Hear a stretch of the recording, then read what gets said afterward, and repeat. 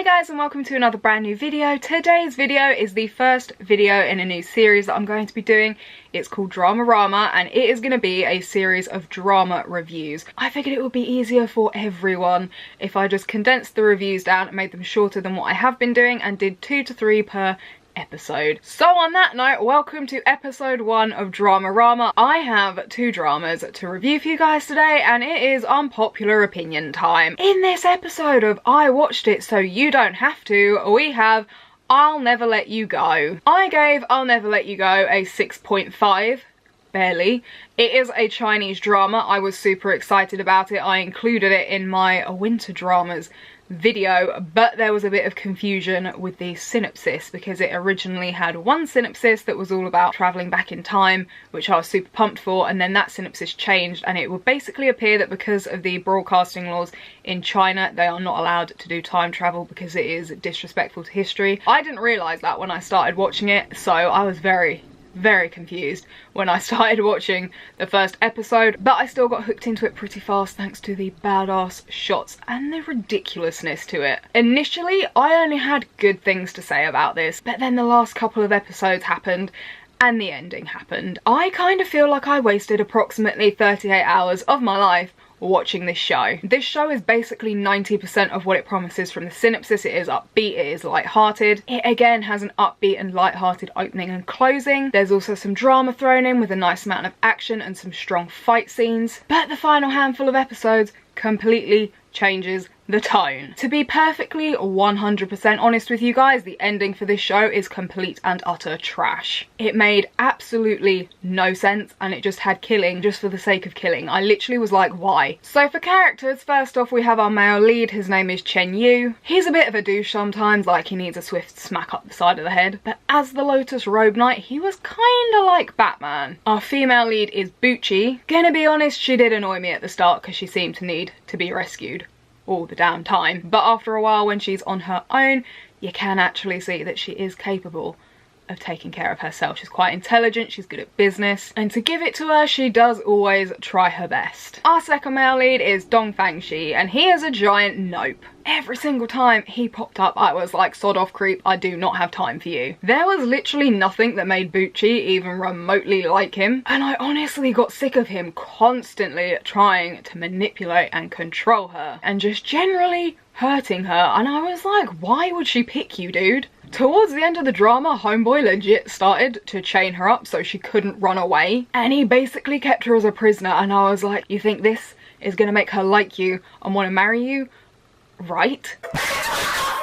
To me, he basically seemed to treat her like a possession rather than a person, and I was mind blown by the amount of people in the comments on Vicky that were absolutely loving him. I mean, you do you, but he was just a big pile of no. Full disclosure, I actually feel like Rufei's cousin would have been a way better second male lead. This one just needed a swift punch to the nuts. Speaking of Rufei, I'm gonna try not to spoil this for you guys, but what I will say is the acting was on point. The bearing, the walk, the voice, the way the actor made that face move, or rather I guess the expressions that they made, completely excellently done. I was so damn impressed, especially after the costume change when I was still side-eyeing like, right, okay, but you still kind of seem like you were before. This is so hard to talk about without spoiling it, damn it. However, for your own good became this guy's catchphrase, and every time he said it I was just like Rufei kept going on and on about his sibling bond with Bucci and how much he loves her and how they're so close, and then turned around in the final few episodes and proceeded to betray her a grand total of 4 times. 2 of which involved Bucci nearly dying or someone actively trying to kill her. I gave him a second chance, but after backstab number 2 I was out. I got the motivation, but at the same time I was just like, are you freaking kidding me right now? On the plus side, we did have Xiaoxia. I freaking loved her. She is a freaking badass and I loved her bromance with Bucci. Also need to talk about Chen Yu's friend because I shipped Xiaoxia with Yanchong so damn bad. He was a lovable idiot. I was rooting for him the entire time. He had Chen Yu's back. He tried to help him. He tried to protect him. He was literally the best bro that Chen Yu had. But then we have his other friend, Janfei. Nah mate, I do need to get this off my chest, so spoiler alert, he literally stabs Chen Yu straight in the back. Like, what the fuck, dude? You've all grown up together, you've known each other since you were kids, you're allegedly all super close friends, but not only did you completely grass him up, you started spouting bullshit about how he was having disloyal thoughts. Like, no he doesn't, stop chatting shit. He literally started to make me so damn ragey when he popped up on screen with that smirk and started spouting yet more bollocks. It was ridiculous, and I was pissed as that we did not see him die on screen. Moving on to the romance, I loved the two leads. They had really great chemistry. I liked how for the most part Bucci knew when Chen Yu was up to something or was scheming something. There were a couple of side romances that I liked, like I said about Xiaoxia and Chen Yu's friend. Completely lived for that one, but I was sad that we didn't get to see more of it, and I do kind of feel like it didn't really live up to its potential and kinda wasn't really followed through on properly. Ditto with Yunlang and Dancha. I didn't like Dancha at the beginning because I kind of thought she was a cow, and to be fair, she pretty much was, but she did really grow on me throughout the course of the show, and I did really like her by the end, and I really started to ship she and Yunlang. Yes, she did blackmail him initially, but she let it go. She didn't force him, and she had, in my opinion, some excellent character growth. I was so ready for Yunlang to fall for her back when she went to such great lengths to help him and to protect him, but I was so disappointed that he remained focused on Bucci right through to the bitter end. The final good thing that I'm going to say about this show is that the scenery was absolutely stunning, the costumes were beautiful, and there were some lovely shots too. On to what was bad, the first thing I have to say is the YouTube suspense sound. You know which one I'm talking about, is this one. Every time I heard it, it pulled me right out of the show because I was like, what the fuck is this? The first time I heard it, I was so very confused, and then they kept using it, and every time it just completely, like, I don't know, it just did not belong there. The next thing that I'm going to say is that the male characters, aside from Chen Yu, Wan Chong, Bucci's uncle and Chen Yu's teacher, were complete and utter trash. I know the society and the time period this is set in, but this is completely ridiculous. I hated the Emperor. You have no idea how much it infuriated me that he was still alive at the end and was becoming more loved by the people because he'd changed. Like, you can't be that much of an asshole and get that kind of payoff at the end. I've already discussed Jian Fei and obviously Dong Fangxi. They just need to go in the bin where they belong with all of the other trash. The plot initially started out well, it was nicely paced, things were moving along nice and smoothly. However, things slowed down and the vibe changed a bit when the second male lead was brought in. Things did briefly pick up at one point, don't get me wrong, but we went 12 episodes without the male lead and female lead sharing a single scene.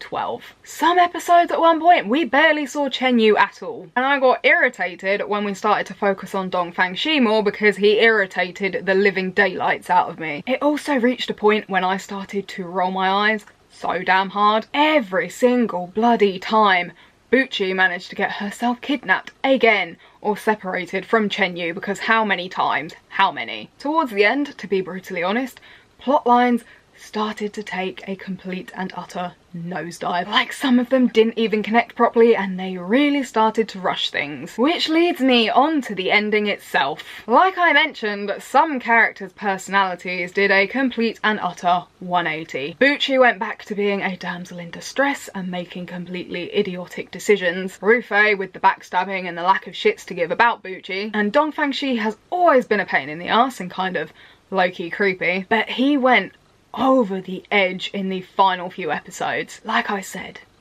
chaining her up so she can't run away. And it was just, no. The general vibe given by various things throughout the drama was that it was a rom-com, light-hearted, with an ending that would follow suit.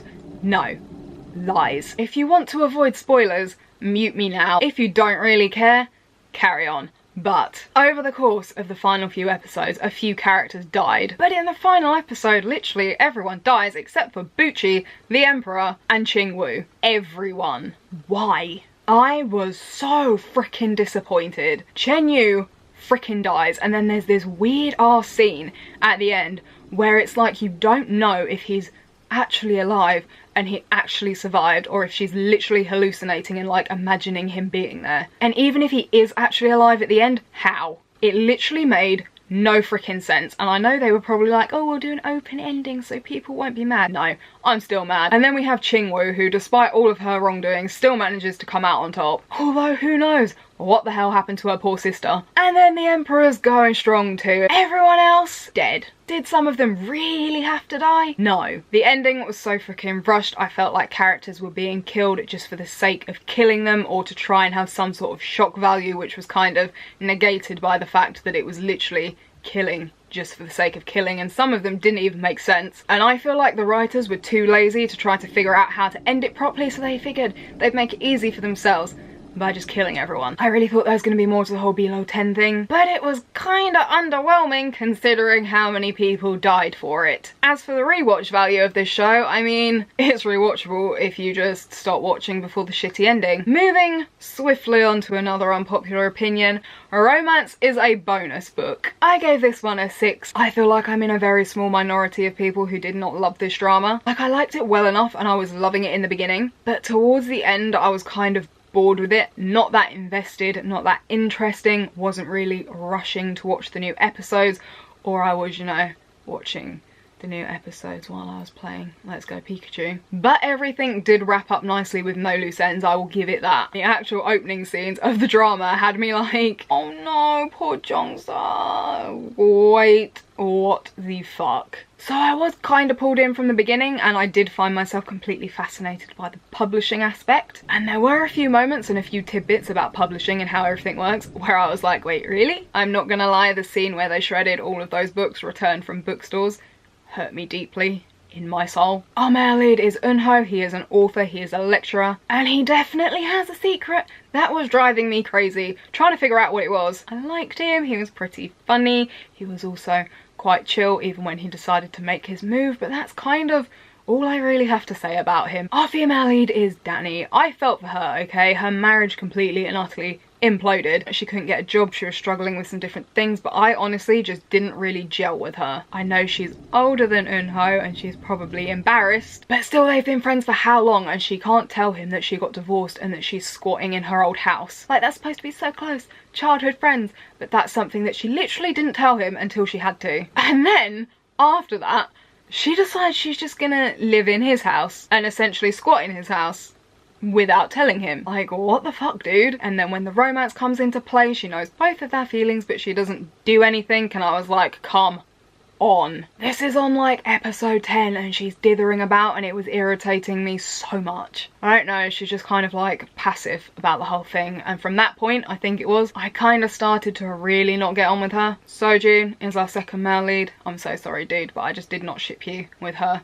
at all. I'm not gonna lie, I found him a little bit pretentious at some points, and I cringed so damn hard when the other two ended up joining him and the female lead for dinner, and it was all Danny this and Danny that. It was just so damn awkward for everyone involved. Plus, I don't know about you guys, but I would not wholeheartedly embrace a friendship, let alone a relationship, with some strange dude that I've never met before who literally held on to my lost shoe all damn day. Bit weird. The last thing about him that I have to say is that he annoyed me so many times because I was just sitting there like, can you just tell Unho what your damn deal is and then ask him what you want to ask him, instead of this whole elaborate scheme to find out what he knows and save us all some damn time. But I guess they needed something to pad out the final run of episodes, so here we are. The one character that I did love with my whole chest was Heirin. I felt for her so damn bad with her unrequited feelings. She and Sojun I shipped so damn hard because they were literally perfect for each other, but we had to get over the whole him being completely obsessed with Danny. The thing that I loved the most about Heirin was that I was expecting her to go evil when she found out about Unho and Danny, but she was so chill about the whole thing, which kind of made my heart ache for her even more. But can we just have more of this, please? More of the second female lead being chill about things and relaxed and kind of moving on with her life. As for the plot, I was really into this drama in the beginning. We get to see how the publishing industry works. There's the mystery of what the deal is with the author and how he's related to Unho. There is drama within the publishing company amongst the new hires, and I wanted to throttle the useless girl that could not do her job. Like, damn, how the hell did she get hired when she clearly does not give a shit? But despite that, I was never really sold on this drama in general, and for me the plot really slowed down around about episode 10 and there was too much that was kind of bothering me for me to really enjoy it and get invested. There's a lot of her dithering about with her feelings. She's with Sojun, but she's thinking about Eunho. And she's with Eunho, but she's thinking about Sojun. And at this point, I expected the romance to pick up. Come on, people, it's episode 10. But she's just so kind of bland. And I felt like the story just got a bit stale for me. In all honesty, the last few episodes were kind of to me. I was kind of watching it because I felt like I had to. So when the ending hit, I was mostly like, finally! Rewatch value? Nope. Once was enough. So that has been Dramarama episode 1. I hope you guys enjoyed it. I'll drop an episode every couple of weeks. I've got a bit of a backlog because obviously I've got all of last season's dramas to talk to you guys about. Let me know down below what you thought of these dramas. If you have watched them, I am always open to drama recommendations. If you have any for me, I will link all of my social media down below so you guys can come and chat to me on Twitter. I post K-drama and K-pop related videos every Wednesday, so for more similar content, feel free to hit that subscribe button and I will see you guys next video.